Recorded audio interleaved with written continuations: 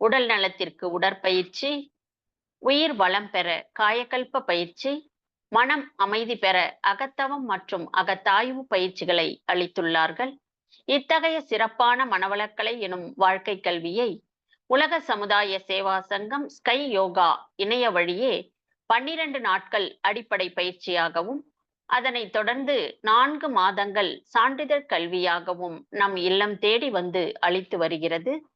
இந்த சிறப்பான செய்தியினை நமது உறவுகளிடமும் நட்புகளிடமும் பகிர்ந்து அனைவரும் உடல் நலத்துடன் ஆரோக்கியமாக அமைதியாக வாழ நம்மால் ஆன சிறு உதவியினை செய்வோம்.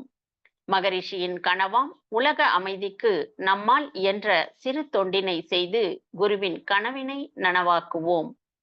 மேலும் விவரங்களுக்கு kundaliniyoga.edu.in இணையதளத்திற்கு செல்லவும். வாழ்க வளமுடன். தவத்தினை தொடர்ந்து அறநெறி வாழ்க்கை என்ற தலைப்பில் சிந்தனை விருந்து வழங்க பேராசிரியர் அருள்நிதி லில்லி கோபால் அம்மா அவர்களை அன்புடன் அழைத்து அமர்கிறோம்.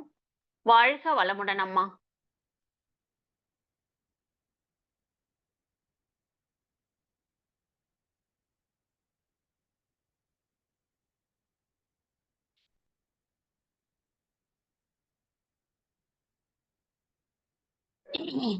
வாழ்க வாழ்க வளமுடன். வளமுடன்மா. மொபைல் கொஞ்சம் மைக் ஆன் ஆகாம இருந்துச்சு, சாரி. வாழ்க வளமுடன். வாழ்க வளமுடன்மா. மிக சிறப்பாக தவத்தினை வழிநடத்தி கொடுத்த பேராசிரியர் சத்யபிரியா அம்மா அவர்களை நாம் வாழ்த்துவோம். பேராசிரியர் சத்யபிரியா அம்மா அவர்களும் அவர்கள் தம் அன்பு குடும்பமும் அருட்பேராற்றல் கருணையினால் உடல் நலம், நீளாயுள், நிறை செல்வம், உயர் புகழ், மெய்ஞானம் ஓங்கி வாழ்க வளமுடன், வாழ்க வளமுடன், வாழ்க வளமுடன், வாழ்க வளமுடன். இன்னைக்கு தலைப்பு பார்த்தோம்னா அறநெறி வாழ்க்கை. அறநெறி அப்படின்னு சொல்லும்போது சுவாமிஜி எதை சொல்றாங்க அப்படின்னு பார்த்தோம்னா, நமக்கு வாழ்க்கை தத்துவம் முதல் அகத்தாய்விலேயே நமக்கு வந்துரும் இல்லைங்களா? வாழ்வின் நோக்கம். அதுல தேவை 3, காப்பு 3, அறநெறி 3, அறிவு நிலைப்படிகள் 3 அப்படின்னு வந்துருது. அதுல அறநெறி எதை சொல்றாங்க? ஒழுக்கம், கடமை, ஈகை. இதுதான் அறநெறி. இந்த அறநெறி வாழ்க்கை ஒவ்வொரு மனிதருக்கும் அவசியம் கடைபிடிக்க வேண்டிய ஒரு விஷயம். ஏன் அறநெறி வாழ்க்கை வாழணும் அப்படின்றத நிறைய சுவாமிஜி எல்லா இடத்துலயும் நமக்கு கொடுத்துக்கிட்டே வருவாங்க. முதல்ல ஒழுக்கம் அப்படின்னு சொல்றாங்க இல்லைங்களா? அப்போ சுவாமிஜிக்கு ஒழுக்கத்துக்கு கொடுக்கக்கூடிய டெஃபினேஷன் நம்ம எல்லாருக்குமே தெரிஞ்ச ஒரு விஷயம்தான். என்ன சொல்றாங்க? தனக்கோ பிறருக்கோ தற்காலத்திலோ பிற்காலத்திலோ உடலுக்கோ உயிருக்கோ மனதுக்கோ துன்பம் தராத செயல் ஒழுக்கமா இருக்கும். அப்போ அது துன்பம் தராத செயல் ஒழுக்கம். அப்போனா அது தரக்கூடியதா இருந்தா என்னவா இருக்கும்? அப்போ முதல்ல என்ன சொல்றாங்க? தனக்கோ பிறருக்கோ சொல்றாங்க. அப்ப என்ன பண்ணணும்? முதல்ல நமக்கு துன்பம் கொடுத்துக்காம இருக்குமா அப்படின்றத நாம பார்க்கணும். ஒருத்தருக்கு மற்றவங்களால துன்பம் கொடுக்கவே முடியாது அப்படின்னு சொல்லிட்டு புத்தர் சொல்லியிருக்காரு. ஒருத்தரை அவங்களேதான் அழிச்சுக்க முடியும் அப்படின்னு சொல்லி பல நம்ம ஜென் கதைகள் இதுல எல்லாம் நாம பார்த்திருக்கோம் இல்லைங்களா? நிறைய விஷயங்களை நம்ம பார்த்திருக்கோம். என்ன பண்ணுவாங்க? எல்லாத்தையும் நாம ஏற்றுக்கொள்ளும் போதுதான், எதுவா இருந்தாலும், அது இன்பமா இருந்தாலும் துன்பமா இருந்தாலும், அதை நாம உள்வாங்கிக் கொள்ளும் போதுதான் துன்ப உணர்வையோ இன்ப உணர்வையோ கொடுக்கும். ஆனா அது என்னதான் இருந்தாலும் நம்ம நம்மோட வார்த்தைகள் மூலமாக தான் நம்மோட எண்ணத்தை வெளிப்படுத்துறோம் இல்லைங்களா? அப்போ அந்த வார்த்தைகள் அப்படின்னு சொல்லக்கூடியது அது மற்றவங்களை காயப்படுத்தக்கூடாது. நிறைய நேரம் நம்மை நாமே சரி மற்றவங்களை காயப்படுத்தக்கூடாது தானே அப்படின்னு நினைச்சுக்கிட்டு நம்மளையும் நம்ம தாழ்த்தி பேசிக்குவோம். சரி, ஒரு பிரச்சனை என்னாலதான் அப்படின்ற மாதிரி. அப்படியும் இருக்கக்கூடாது. அதனாலதான் சுவாமிஜி சொல்றாங்க தனக்கோ பிறருக்கோ அப்படின்னு சொல்றாங்க. அதுக்கப்புறம் என்ன சொல்றாங்க? தற்காலத்திலோ பிற்காலத்துல இப்பவும் துன்பம் வரக்கூடாது. அதை நம்ம அப்புறம் யோசிச்சு பாக்குறோம்னு வச்சுக்கோங்க, அப்பவுமே அது அந்த கஷ்டம் இருக்கக்கூடாதான். அப்படின்னா என்ன ஆகும்? எப்ப இது பண்ணாலும் 2 விஷயம் இருக்குல்ல. நம்ம எண்ணுதல், அடுத்தடுத்து இப்ப நம்ம இது பண்ணிட்டே இருக்கோம்னா, அந்த நேரத்துல இருக்கிறது எண்ணம். அத நெனச்சு பார்ப்போம் பார்த்தீங்களா? எண்ணி எண்ணி நம்ம கஷ்டப்பட்டுட்டு இருப்போம். கஷ்டப்படுறதுல சந்தோஷப்படுறதுக்கும் அந்த மாரி நெறைய விஷயங்கள் இருக்கும். ஆனா, பொதுவா மக்கள் என்ன பண்ணாங்க, தேவையில்லாத விஷயங்கள தான் நெனச்சு நெனச்சு தன்னையும் வருத்திக்கிட்டு, மற்றவங்களையும் வருத்திக்கிட்டு இருப்பாங்க. அப்போ அந்த மாதிரி வந்து நெனச்சு பார்த்தாலும், அதனால எந்த துன்பமும் வராம இருக்கக்கூடிய செயல்களா இருக்கணும் அப்படின்னு சொல்றாங்க. அப்படி பார்க்கும் பொழுது, அந்த ஒழுக்கம் அப்படின்னு சொல்லக்கூடிய ஒரு விஷயத்த கரெக்ட்டா நம்ம கடைபிடிச்சோம்னா, அது ஒண்ணே போதும். மத்த எல்லாம் தானா வந்துரும். ஒரு கவியில சுவாமிஜி சொல்றாங்க, "உயிர்களுக்கு துன்பமில்லா வகையிலாற்றும் உயர்ந்த செயல் ஒழுக்கமாம். உலகில் வாழும் உயிர்களுக்கு அது காப்பாம்." அப்படின்னு சொல்றாங்க. அப்போ அந்த அத அவங்க குடுத்திருக்கக்கூடிய டெஃபினிஷன் படி அத கரெக்ட்டா கடைபிடிச்சோம்னா, அதுவே வந்து பாதுகாப்பாவும் அமைந்து போயிடும். அப்ப அந்த ஒழுக்கத்த ஒழுங்கா கடைபிடிக்கும்போது, அதுக்குள்ளவே வந்து பார்த்தோம்னா, கடமை, ஈகைன்ற 2மே வந்துரும். அப்போ ஒழுக்கம், கடமை, ஈகை என்ற 3ம் ஒன்றிணைந்த உயர்நெறியே அறம்னு சொல்றாங்க சுவாமிஜி. ஒழுக்கத்தில் கடமை, ஈகை 2ம் உள்ளடங்கி இருப்பதனை உற்றுப் பாரீர். அப்போ நம்ம இப்ப சொன்ன மாதிரி, அத கரெக்ட்டா நம்ம செய்யும் பொழுது, அந்த கடமையும், ஈகையும் அதுக்குள்ளவே வந்துரும். ஆக அந்த ஒழுக்கம் அப்படின்னு சொல்லக்கூடியது பார்த்தோம்னா, அது வந்து தனக்கு மட்டும். அதாவது தனி மனிதனுக்கு அந்த ஒழுக்கம். கடமை அப்படின்னு சொல்லும்போது, அது வந்து தனக்கும், பிறருக்கும். ஈகை அப்படின்னு சொல்றது மற்றவங்களுக்கு மட்டும் தான். அப்போ ஒழுக்கத்த ஒருத்தர் கரெக்ட்டா கடைபிடிக்கிறாங்க அப்படின்னு சொன்னோம்னா, அவங்க வந்து கடமையும் கரெக்ட்டா செய்வாங்க. அப்போ அந்த கடமை அப்படின்னு சொல்லும் பொழுது, என்ன ஆகும்? கடன் கூட்டல் மை. நாம இந்த ஒரு மனிதன் இந்த உலகத்துல பிறந்து வளர்ந்து வாழுறாங்க அப்படின்னு சொன்னா, சமுதாயத்துக்கிட்ட இருந்து கடன் பல வகையில கடன் பெற்று தான் அவங்க வந்து தன்னோட உடல வந்து வளர்த்துக்கிறாங்க. ஒரு தனி மனிதன் வளர்வதற்கு சமுதாயம் பல வகையில துணை புரியுது, உதவியா இருக்குது, பாதுகாப்பா இருக்குது. அப்போ பெற்ற கடன திருப்பி செலுத்த வேண்டியது கட்டாயமா இருக்குது. அப்போ கடமை அப்படின்னு சொல்றதையும் அதனால தான் பார்த்தோம்னா, கடமை அப்படின்னு சொல்லும்போது தனக்கும், பிறருக்கும் அப்படின்றது வருது. அப்புறம் ஈகை அப்படின்னாக்கா, அது மற்றவர்களுக்கு மட்டும் தான் ஈகை. இப்போ ஒழுக்கம் நம்ம பார்த்துட்டோம். கடமை அப்படின்னு சொன்னா, கடன் கூட்டல் மைன்னு பார்த்தோம். பல வகையில இந்த சமுதாயத்தோட உதவியா தான் அ நாம எல்லாமே பண்ணிக்கிறோம். ஒருவேளை சுவாமிஜி ஒரு கவியில சொல்றாங்க இல்லையா? "ஒரு பிடி உணவில் உலக ஒற்றுமையை கண்டிடு, உழைப்பால் உலகுக்கு திருப்பிச் செலுத்திடு" அப்படின்னு சொல்லிட்டு. அப்ப அந்த ஒரு பிடி உணவு நம்ம எடுத்துக்கிறோம் அப்படின்னு சொன்னா, அதுல நாம எடுத்துக்கொள்ளக்கூடிய அந்த அரிசி, அது ஒரு விவசாயி உருவாக்குறாங்க. அத வந்து ஒரு மத் இடையில இருக்கக்கூடிய வியாபாரி வாங்கிட்டு போய் இன்னொரு இடத்துல குடுக்குறாங்க. இன்னொரு வியாபாரி அத விக்கிறாங்க. அப்படி வந்து அது பல இடங்கள் மாறுபடுது. அப்புறமா பார்க்கும்போது சாம்பார்ல இருக்கிற பருப்பு, அப்புறம் தாளிக்க பயன்படுத்துற எண்ணெயில இருந்து, கடுகுல இருந்து, காய்கறிகள்ல இருந்து எல்லாமே பார்க்கும் பொழுது, அந்த ஒரு எவ்வளவு தூரம் சிந்திச்சிருக்கிறாங்க பாருங்களேன் சுவாமிஜி. எந்த அளவுக்கு சிந்திச்சு சொல்றாங்க, "ஒரு பிடி உணவில் உலக ஒற்றுமையை கண்டிடு" அப்படின்னு. அப்ப அந்த அளவுக்கு ஆழ்ந்து சிந்திச்சு பார்க்கறதால தான் சுவாமிஜிக்கு இந்த அறநெறினா என்னன்றது அப்படியே நமக்கு ஸ்பூன் ஃபீடிங் மாரி எடுத்து குடுக்க வந்திருக்கு. அவ்ளோ அம் சிந்திச்சு எல்லாத்தையும் குடுக்குறாங்க. அப்ப கடமை அப்டின்னா, நாம என்ன பண்ணணும், முதல்ல அந்த ஒழுக்கத்துல சொன்ன மாரி தனக்கோ, பிறருக்கோன்னு வரும்பொழுது, முதல்ல அந்த கடமைய முதல்ல நாம நமக்கு செஞ்சுக்க வேண்டிய கடமை. அது எண்ணத்தாலும் சரி, செயலாலும் சரி துன்பம் குடுத்துக்காம இருக்கிறது மட்டும் இல்லாம, நம்ம சுவாமிஜி இன்னொரு இடத்துல சொல்லுவாங்க, "நம்ம பெற்றுக்கொண்டிருக்கிற இந்த உடலானது சமுதாயத்தோட சொத்து. அத கெடுத்துக் கொள்வதற்கு ஒருத்தருக்கு அதிகாரம் கிடையாதுன்னு" சொல்றாங்க. நெறைய பேர் பார்த்தீங்கன்னா, சின்ன சின்ன பிரச்சனைகளுக்கெல்லாம் தன்னைத்தானே வருத்திக்குவாங்க. தாம் சாப்பிடாம பட்டினியா இருக்கிறதுமே வந்து ஒரு வகையில வந்து அது தன்னைத்தானே வருத்திக் கொள்றது தான். அது இல்லாம ஒரு சிலர் பெரிய பெரிய விஷயங்கள்லாம் பண்ணுவாங்க. பிளேட் எடுத்து கைய கிழிச்சுக்கிறது, இல்லன்னா உயிரையே தொறந்துக்கிறதுக்கு துணிச்சல் பண்ணி ஏதாவது செய்யறது, இந்த மாதிரியான விஷயங்கள்லாம் கூட பண்ணுவாங்க இல்லையா?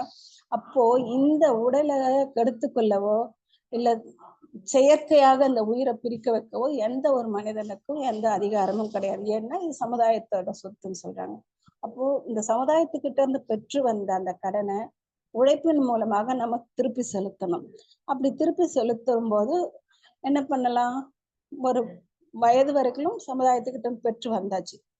ஒரு வயதுக்கு அப்புறம் நாம சம்பாதிக்கணும். சம்பாதிச்சு நம்ம குடும்பத்துல முதல்ல பெற்றோர்களையும், நம்ம குடும்பத்துல இருக்கவங்கள பாதுகாக்கிறது. அதன் பிறகு சம் மற்ற நேரங்கள்ல சமுதாயத்துக்கு போய் தொண்டு செய்யலாம். முடிந்த அளவுக்கு ஒரு சில குழந்தைங்கள கூப்பிட்டு வச்சு படிக்க சொல்லிக் குடுக்கறது. இல்ல பொருளாதாரத்துல நெறைய இருக்கிறவங்க பொருள் குடுத்து உதவ முடியும். இந்த மாதிரி எல்லாம் செய்யறதுமே நம்ம நம்மோட கடன திருப்பி செலுத்துறது தான். அந்த மாரி செய்யறவங்க அப்படிங்கும்போது கடமை அப்படிங்கும்போது சுவாமிஜி இன்னொரு இடத்துல என்ன சொல்றாங்க? ஐவகை கடமை சொல்லியிருக்காங்க இல்லையா? தான், குடும்பம், சுற்றம், ஊர், உலகு. அந்த வகையில கடமை செய்யணும். அதுல என்ன சொல்றாங்க? கெடாமல் பார், ஒன்றினால் ஒன்று அப்படின்னு சொல்றாங்க. நான் சமுதாயத்துக்கு என்னோட கடனை திருப்பி செலுத்துறேன் அப்படின்னு சொல்லிட்டு குடும்பத்தை கவனிச்சுக்காமலோ இல்ல தன்னைத்தானே கவனிச்சுக்காமலோ இருக்கக்கூடாது அப்படின்றதையும் வலியுறுத்தி இருக்கிறாங்க. முதல்ல நமக்கு நாமே செய்து கொள்ள வேண்டிய கடன் என்னது? காலையில எந்திரிச்சு முறையா உடற்பயிற்சி பண்ணணும், காயகல்பம் பண்ணணும், தவம் பண்ணணும். அதாவது அந்த உடல், உயிர், மனத்துக்கு தேவையானதை முதல்ல கொடுக்கணும். அப்புறம் முறையான உணவு எடுத்துக்கிறதும் பார்த்தோம்னா ஆரோக்கியமான, சத்தான, எளிமையான உணவா எடுத்துக்கொள்ளணும். இந்த மாதிரி எல்லாம் செய்யும் பொழுது நாம நமக்கு செய்ய வேண்டிய கடமையை சரியா செஞ்சுக்கிறோம். அதன் பிறகு அந்த கடமையானது விரியக்கூடியதாக இருக்குது. அப்போ நாம நமக்கு முதல்ல நல்லா செஞ்சுக்கிட்டா மட்டும்தான் அடுத்தவங்கள நம்மால பார்த்துக்கொள்ள முடியும். நாம நம்மள ஒழுங்கா கவனிச்சிட்டோம்னா 2 வகையில நம்ம இந்த சமுதாயத்தோட ஆஹ் செயல்பாட்டு அந்த சங்கிலி இருக்கு இல்லையா? அதை நம்ம 2 வகையில கெடுக்கிறோம். ஒண்ணு, நாம சமுதாயத்துக்கு செய்ய வேண்டியதை அந்த இடத்துல இந்த சங்கிலி கட் ஆகும். அடுத்து பார்த்தோம்னா மற்றவர்கள் நமக்கு பார்த்துக்கிறதுக்கு வரும்போது அவங்களோட வேலையும் அங்க கட் ஆகுது. ஸோ இந்த 2 வகையில நம்ம அந்த செயல் ஒழுங்கு இருக்கு இல்லையா? அதை சீர்குலைக்கிறோம். அதுக்கு நம்ம இடம் கொடுக்காம இதெல்லாம் முறையா செய்யும் பொழுது நாம நமக்கு செய்து கொள்ளும்போது சமுதாயத்துக்கு செய்யறதுமே அதுல சேர்ந்து வந்துருது. அப்போ கடமை அப்படின்னும் போது நம்ம அடுத்தவங்களுக்கும் செய்யணும், நம்மையும் பார்த்துக்கணும். அது கடமை. அது இல்லாம சுவாமிஜி இன்னொரு இடத்துல ஆஹ் இது செய்யும் பொழுது அதுக்கப்புறம் ஈகை அப்படின்னு பார்க்கும் பொழுது மற்றவர்களுக்கு மட்டும்தான். மற்றவர்களுக்கு மட்டும் அப்படின்னா நிறைய இடங்கள்ல ஒரு சில மதங்கள்ல கட்டாயம் ஈகை. இது நீ இவ்வளவு சம்பாதிக்கிறன்னா இதுல இத்தனை பங்கு கொடுத்தே ஆகணும் அப்படின்றதெல்லாம் கட்டாயமா இருக்கும். ஒரு சில இடங்கள்ல தசம பாகம் கொடுப்பாங்க, ஒரு சில இடங்கள்ல 5ல் 1 அப்படின்ட்டு எவ்ரி இயர் கட்டாயமா வாங்குறதெல்லாம் இருக்கும். சுவாமிஜி சொல்லுவாங்க 100ல 1 பங்கு கொடுங்க அப்படின்னு சொல்லுவாங்க. அப்போ நாம நம்மோட வருமானத்துல 100ல 1 பங்கு நாம ஒரு ஒரு அறக்கட்டளைக்கோ இல்ல சமூக நல்ல விஷயங்கள் செய்வரவங்களுக்கோ நம்ம ஒதுக்கி, இல்ல நாம டைரக்டா முடிஞ்சா கொடுக்கலாம், முடியலன்னா எந்த அமைப்பு செஞ்சுட்டு இருக்காங்களோ அந்த அமைப்புக்கு உதவி செய்யலாம். அப்படி உதவி செய்யும் பொழுதும் அதுலயும் கண்டிப்பாக நமக்கு விழிப்பு நிலை அவசியம்னு சொல்றாங்க சுவாமிஜி. ஏன்னா இன்னைக்கு உள்ள காலகட்டத்துல யார் உண்மையாகவே உதவி தேவைப்படுறவங்க யாரு, இல்லைன்னா அந்த மாதிரி உதவி தேவை மாதிரி நடிக்கிறவங்க யாரு அப்படின்றதும் நிறைய இருக்குது. அதனால அதுலயுமே விழிப்பு நிலை அவசியம் தேவைப்படுது. அந்த வகையில பார்க்கும் பொழுது நம்ம கடமை செய்யும் பொழுதும் அந்த விழிப்பு நிலையோட செய்யணும். மற்றவர்களை நம்பி கொடுத்து ஏமாறுறது அந்த மாதிரி எல்லாம் இருக்கக்கூடாது. ஆக இதெல்லாம் எதுக்கு செய்யறோம் அப்படின்னு பார்த்தோம்னாக்கா, நம்ம இந்த மாதிரி செஞ்சு இந்த அறநெறி கொடுத்திருக்கக்கூடிய அறநெறி வாழ்க்கையை தொடர்ந்து கடைபிடித்துக்கிட்டே வரோம் அப்படின்னு சொன்னோம்னாக்கா, அதுல முதல்ல என்ன நடக்குது? உடற்பயிற்சி செய்யும் பொழுது உடல்ல இருக்கக்கூடிய செல்களோட அந்த அமைப்பு இருக்கு இல்லையா? அந்த செல்களுக்கு ஒரு மாறுபாடு ஏற்படுது. இவ்வளவு நாளா நம்ம அந்த உடல் செல்களுக்கு நாம மன்றத்துக்கு ஒரு 30 வயசுலயோ இல்ல 50 வயசுலயோ அந்த மாதிரி வரோம் அப்படின்னா 30 வயசுல வரவங்களுக்கு அந்த 30 வயது வரைக்கும் அதுக்கு முன்னாடி உடற்பயிற்சி எந்த அளவுக்கு செஞ்சிருப்பாங்கன்னு தெரியாது. அப்ப அது வரைக்கும் அந்த செல்களோட அமைப்பு வேற மாதிரி இருந்திருக்கும். எல்லா செல்களுமே பார்த்தோம்னா ஒரு மனிதர்களோட செல்கள் எவ்ரி 15 டேஸ் நினைக்கிறேன் செல்கள் புதிதாக உருவாகி கொண்டே இருக்கும். பழைய செல்கள் அழிந்து கொண்டே இருக்கும். அப்ப அந்த செல்கள்ல உடற்பயிற்சி அப்படின்ற ஒரு விஷயத்தை நம்ம கொடுக்கும்போது அதுவே வந்து நம்ம தொடர்ந்து செய்து செய்து அந்த செல்களுக்கு அந்த செல் மெமரி ஆகிற அளவுக்கு நம்ம அந்த உடற்பயிற்சி கொடுக்கணும். அப்படி கொடுத்தோம்னா அந்த செல்களோட ஆயுட்காலமும் நீடிக்கும். இப்போ நம்ம காயகல்பம் பண்றோம் அப்படின்னா அது வந்து எல்லாருக்கும் தெரிஞ்ச விஷயம். காயகல்பம் அப்படின்னு பண்ணும்போது உயிராற்றலோட திணிவை அதிகரித்து உடல் நலத்தை காக்கிறது, உயிரோட ஆயுட்காலத்தை அதிகரிக்கிறது இல்லையா? அப்போ அந்த காயகல்பம் நம்ம தொடர்ந்து செய்யும் பொழுது நம்ம உடல் செல்கள்ல இருக்கக்கூடிய அந்த டிஎன்ஏ நம் ஜாயின் இருக்கும் இல்லையா? அந்த டிஎன்ஏவோட ஒரு எண்டு வந்து ஒரு குச்சி மாதிரி இருக்கும். அதுக்கு பேர் என்ன சொல்றாங்கன்னா டெலோமியர் அப்படின்னு சொல்லுவாங்க. அந்த டெலோமியர் அப்படின்னு சொல்லக்கூடிய அந்த குச்சி மாதிரியான அமைப்பு நம்ம பார்த்திருக்கோம். எதுல பார்த்திருக்கோம்னா ஷூ லேஸ்ல பார்த்திருக்கோம். ஷூ லேஸ்ல அந்த குழந்தைங்களுக்கு சரி, எல்லாம் பெரியவங்களோட எந்த ஷூ லேஸா இருந்தாலும் அந்த ஒரு குச்சி மாதிரி இருக்கும். நம்ம ஷூல ஈஸியா விட்டு எடுக்கிறதுக்கு பயன்படுத்துறோம் இல்லையா? அந்த டெலோமியர் அது வந்து அந்த நீளம் குறைய குறைய அந்த செல்களோட ஆயுட்காலம் குறையுதாம். அப்ப நம்ம தொடர்ந்து இந்த காயகல்பம் செய்யறோம் அப்படின்னு சொன்னோம்னாக்கா அந்த செல்களோட அந்த லென்த் இருக்கு இல்லையா? அந்த லென்த் வந்து மெயின்டைன் ஆகுது. அது குறையிற வேகம் வந்து குறையுது. அதாவது அந்த நீளம் கொஞ்ச நாளைக்கு நீட்டிக்கப்படுது. அப்படின்னும் போது அந்த செல்களோட ஆயுட்காலமும் நீட்டிக்கப்படுது. இதெல்லாம் வந்து பார்த்தோம்னா சயின்ஸ் ஆஃப் காயகல்பம்னு சொல்லிட்டு நமக்கு அழியாறுல நடந்த இதுல வந்து ப்ரூவ் பண்ணியிருக்காங்க சயின்டிஸ்ட் எல்லாத்தையுமே. அப்போ தனக்கு செய்து கொள்ளக்கூடிய கடமையான அந்த உடற்பயிற்சி மூலமாக நாம ஆயுட்காலத்தை நீட்டிக்கிறோம். ஏன் நீட்டிக்கணும்? நம்ம பிறவி அதை எடுத்து வந்தது எதனால? வினைப்பதிவே ஒரு தேகம் கண்டாய்ன்னு சொல்லாரு இல்லைங்களா திருமூலர் அவர்கள். ஒரு நமக்கு பதிவு இருக்கிறதால அந்த பதிவை தூய்மைப்படுத்துறதுக்காக தான் நம்ம பிறவி எடுத்து வந்திருக்கோம். வந்த பிறகு என்ன பண்றோம்? ஏன் வந்தோன்றத எல்லாத்தையும் மறந்துடுறோம். மறந்துட்டு கண்டதே காட்சி கொண்டதே கோலம்னு வாழ்க்கையை நடத்திட்டு இருக்கோம். நம்ம செய்த இல்ல நம்ம பெற்றோர்களோ நம்ம முன்னோர்களோ செய்த ஒரு புண்ணியம் நமக்கு ஒரு பதிவு இருந்ததால நமக்கு இந்த மாதிரி ஒரு மகான் தொடர்பு கிடைச்சது. அவர் மூலமாக நம்ம நிறைய விஷயங்கள் தெரிஞ்சுக்கிட்டோம். அப்போ நம்ம வந்து பிறவியின் நோக்கம் தெரிஞ்சுக்கிட்டோம், ஏன் வந்திருக்கோன்றதையும் தெரிஞ்சுக்கிட்டோம். அப்போ வந்த பிறகு நம்மோட பதிவுகளை தூய்மைப்படுத்துறது தான் நம்மோட முக்கியமான வேலை. பதிவுகள் தூய்மை அடையும் பொழுதுதான் நோக்கமான இறைநிலையை நோக்கின பயணத்து அதுதான் நம்மோட நோக்கம். இறைநிலைய உணர்வதுதான் நோக்கமாக இருக்குது வாழ்க்கைக்கு. ஆனா அது இவ்வளவு வருஷமா நமக்கு தெரியவே இல்லை. ஒரு குரு வந்து சொன்ன பிறகு தெரிஞ்சுக்கிட்டோம்.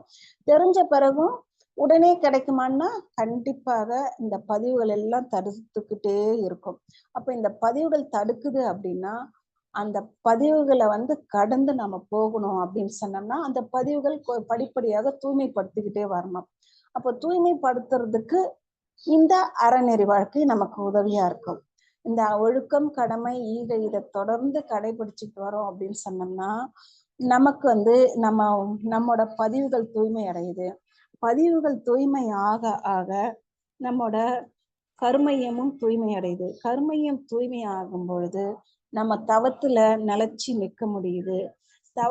தொடர்ந்து ஆழ்ந்து ஒடுங்கி தவம் பண்றதுக்கு நம்ம எந்த அளவுக்கு தூய்மையா இருக்குமோ அந்த அளவுக்கு தூய்மையா நம்மளால ஒடுங்கி நிற்க முடியுது. அப்படி பார்க்கும் பொழுது இந்த ஒழுக்கம், கடமை, ஈகை அப்படின்றது நமக்கு நம்மோட கருமையத்தை தூய்மை செய்து கொண்டு நம்மோட வாழ்வின் நோக்கத்தை அடைவத அந்த பாதையில முன்னேறுவதற்கு நமக்கு இந்த அறநெறி வாழ்க்கை உதவியாக இருக்குது. அதனாலதான் வந்து சுவாமிஜி இந்த அறநெறி வாழ்க்கைய ரொம்ப வந்து என்ன சொல்றாங்க, ஆழ்ந்து உணர்த்துறாங்க, இன்சிஸ்ட் கண்டிப்பா கடைபிடிக்க வேண்டியதாக இருக்குது. சுவாமிஜி இன்னொரு இடத்துல சொல்லுவாங்க, ஒழுக்கமும் அறமும் வேறு வேறாக உணர்த்தப்படினும் ஒன்றில் மற்றது அடங்கும். ஒழுக்கம் அறத்தின் முதல் உறுப்பாகும். உயர்வெனும் கடமையும் ஈகையும் பிற ஆம்னு சொல்றாங்க. இதுதான் முதல்ல சொன்ன இந்த கவியிலே சுவாமிஜி வந்து சொல்லிடுறாங்க. ஒழுக்கத்தை வந்து ஒருத்தர் கரெக்டா கடைபிடிக்கிறாங்கன்னா அதுவே வந்து அவங்க கடமையையும் ஈகையும் செய்வதற்கான வாய்ப்பு அதிலே வந்துடும். ஆக இந்த ஒழுக்கம், கடமை, ஈகை இதை வந்து நம்ம தொடர்ந்து சரியாக கடைபிடிக்கும் பொழுது, அறநெறி வாழ்க்கை வாழும் பொழுது நம்மை தூய்மைப்படுத்தி கொண்டு நம்மோட இறைநிலை நோக்கின பயணத்துல முன்னேறுவதற்கு இந்த இந்த அறநெறி வாழ்க்கை உதவியாக இருக்கும்னு சொல்லி என்னுடைய உரையை இதோடு நிறைவு செய்து கொள்கிறேன். நன்றி. வாழ்க வளமுடன், வாழ்க வளமுடன். அனைத்து அன்பர்களுக்கும் நன்றி. குரு பூர்ணிமா அன்றைய தினத்தில் இந்த வாய்ப்பு கிடைத்ததுக்கு மீண்டும் சுவாமிஜி அவர்களுக்கு என்னுடைய மனமார்ந்த நன்றிகளையும் வணக்கங்களையும் உரித்தாக்கிக் கொள்கிறேன். வாழ்க வளமுடன். வாழ்க வளமுடன் அம்மா. மிக சிறப்பான சிந்தனை உரை. அறநெறி வாழ்க்கை என்ற தலைப்பில் அம்மா அவர்கள் வாழ்வின் நோக்கத்தை அடைய ஒழுக்கம், கடமை, ஈகை எவ்வளவு அவசியம் என்பதை அருட்தந்தை அவர்களின் வழியில் நின்று பல கவிகளெல்லாம் எடுத்துக்காட்டி சிறப்பாக சிந்தனை உரை வழங்கியுள்ளார்கள். அம்மா அவர்களை நாம் அனைவரும் வாழ்த்தி மகிழ்வோம். பேராசிரியர் அருள்நிதி லில்லி கோபால் அம்மா அவர்களும் அவர் தம் அன்பு குடும்பமும் அருட்பேராற்றல் கருணையினால் உடல் நலம், நீலாயுள், நிறை செல்வம், உயர் புகழ், மெய் ஞானம் ஓங்கி வாழ்க வளமுடன், வாழ்க வளமுடன், வாழ்க வளமுடன் அம்மா. வாழ்க வளமுடன்மா. நன்றிங்கம்மா. வாழ்க வளமுடன். ஸ்கை ஆன்லைன் மெடிடேஷன் தினசரி நிகழ்வுகள் பற்றிய அறிவிப்புகள். காலை 5 மணிக்கு மகரிஷியின் பாடல்கள், காலை 5:30 மணிக்கு தவம், தொடர்ந்து 6 மணிக்கு வீடியோ ஆடியோவில் உடற்பயிற்சி வகுப்பு இடம்பெறும். அதை பார்த்து கொண்டே நாம் செய்யலாம். மாலை 6 மணிக்கு மகரிஷியின் பாடல்கள், மாலை 6:25க்கு காயகல்பம், மாலை 6:30 மணிக்கு தவம், மாலை 7 மணிக்கு சிந்தனை உரை, மாலை 7 மணிக்கு சிந்தனை உரை, மாலை 7:30க்கு உலகநல வாழ்த்துடன் நிறைவு. பிரதி சனி மாலை தவத்தினை தொடர்ந்து மாலை 7 மணி முதல் 7:30 மணி வரை ஐயம் தெளிதல் நிகழ்வு நடைபெறும். பிரதி ஞாயிறு மாலை 7 மணி முதல் 7:30 மணி வரை சிறப்பு சிந்தனை நடைபெறும். உலக நல வாழ்த்து. உலகமெல்லாம் பருவமழை ஒத்தபடி பெய்யட்டும், உழவரெல்லாம் தானியத்தை உவப்புடனே பெருக்கட்டும், பல தொழில்கள் புரிகின்ற பாட்டாளி உயரட்டும், பகுத்துணர்வில் தொகுத்துணர்வு பண்பாட்டை உயர்த்தட்டும், கலகங்கள் போட்டி பகை கடந்த ஆட்சி நடக்கட்டும், கல்லாமை கடன் வறுமை களங்கங்கள் மறையட்டும், நலவாழ்வை அளிக்கும் மெய் ஞான ஒளி வீசட்டும், நம் கடமை அறவாழ்வின் நாட்டத்தே சிறக்கட்டும், நம் கடமை அறவாழ்வின் நாட்டத்தே சிறக்கட்டும், நம் கடமை அறவாழ்வின் நாட்டத்தே சிறக்கட்டும். மனமகிழ்வோடு இன்றைய நிகழ்வின்